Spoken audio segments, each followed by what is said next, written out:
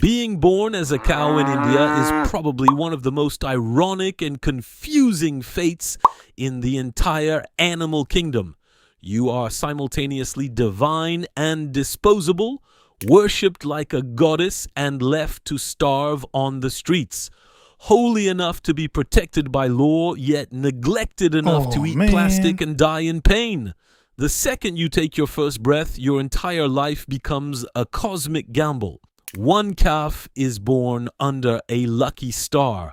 She opens her eyes inside a peaceful Gaushala or a famous temple in places like Vrindavan, Mathura or Pushkar.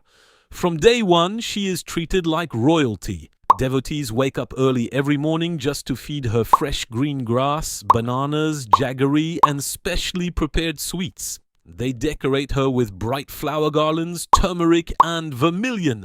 People bow their heads, touch her feet, and pray for blessings. She gets regular baths, oil massages, and veterinary care. This cow lives better than most humans. She is literally considered a living deity. Now meet her sibling born just a few kilometers away in a dusty village or on the outskirts of a big city. This one enters a completely different India. No shelter, no consistent food, no owner, just the endless chaos of Indian roads and the harsh reality of being a sacred animal that nobody actually wants to take care of once she stops giving milk or he can't pull a cart. This is the brutal paradox of being a cow in India. You are called Gau Mata, mother cow. Ancient scriptures praise you, millions of Hindus worship you. Killing you is illegal in most states. Politicians fight elections in your name, and yet millions of cows and bulls roam the streets of India as strays, hungry, injured, and slowly dying from man-made problems. Indian cities and highways are a nightmare for a 400 to 600 kilogram animal. Imagine this.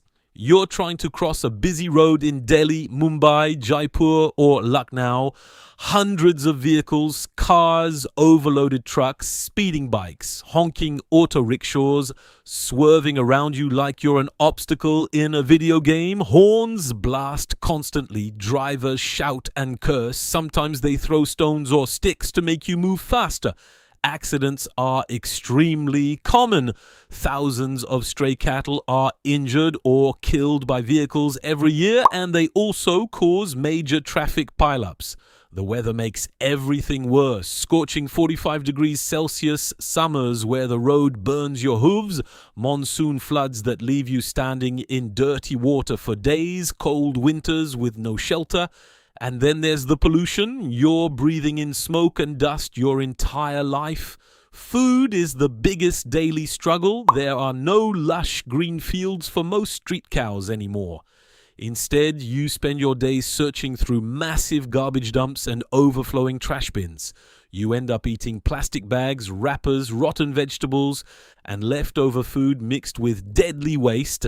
That plastic accumulates in your stomach, blocks your digestive system, causes infections, and eventually kills you in one of the slowest, most painful ways possible.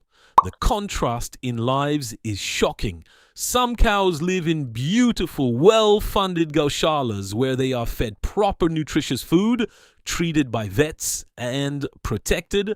Rich devotees and NGOs donate lakhs of rupees to keep them comfortable.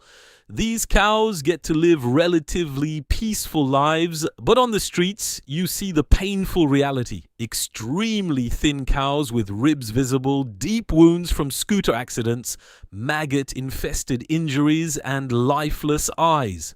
The male calves often have the hardest life. Dairy farmers keep female calves for milk, but male calves are frequently abandoned because they have almost no economic value.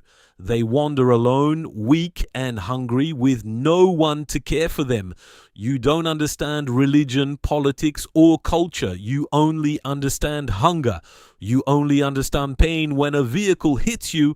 You only understand the brief joy when someone offers you a roti or bunch of grass. Street cows in India become unwilling survival experts. They learn which temples distribute food in the evening. They memorize which markets throw out vegetable waste at certain times. They know which streets are relatively safer and which ones are death traps during rush hour. Some cows even stand completely still in the middle of heavy traffic with absolute calmness, because deep down they know most drivers will eventually slow down. After all, they are sacred. Yet, despite all the suffering, Indian cows remain incredibly gentle and patient animals. Even after being hit, chased, or ignored, many will still approach humans with hope if they see food in their hands. That quiet dignity and trust is both beautiful and heartbreaking.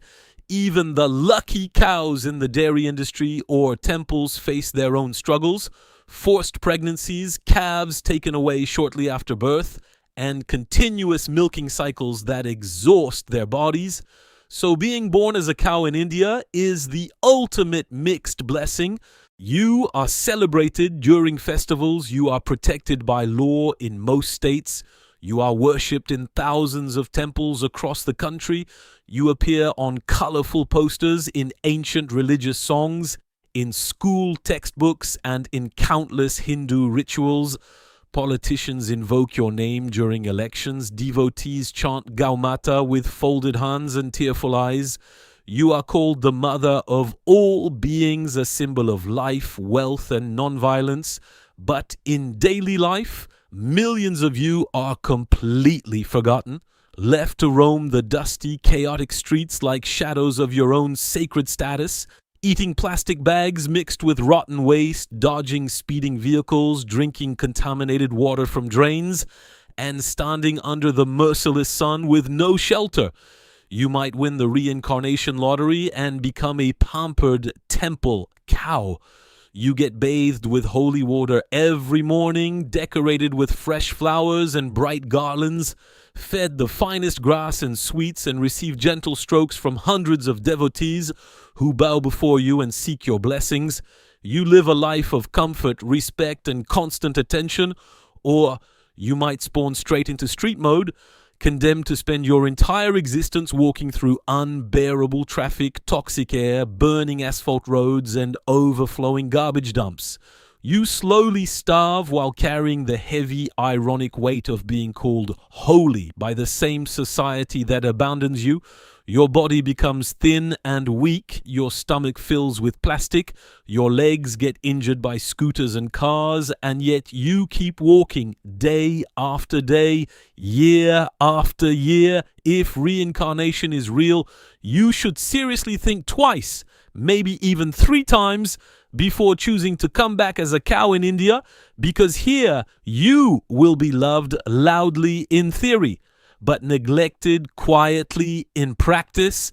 You will be worshipped in temple, but ignored on the streets. You will be called divine, but often treated as a nuisance. Stay strong, gentle giants. India bows down to you inside temples and prays to your photos during festivals. But the real test of our devotion is whether we actually feed you, protect you, heal you, and give you dignity once you step outside those sacred gates. Until that day truly comes, you continue your lonely journey through the madness, quiet, patient, forgiving, and still somehow showing more grace and tolerance than the humans who created this reality for you. You deserve so much better than the world we've given you.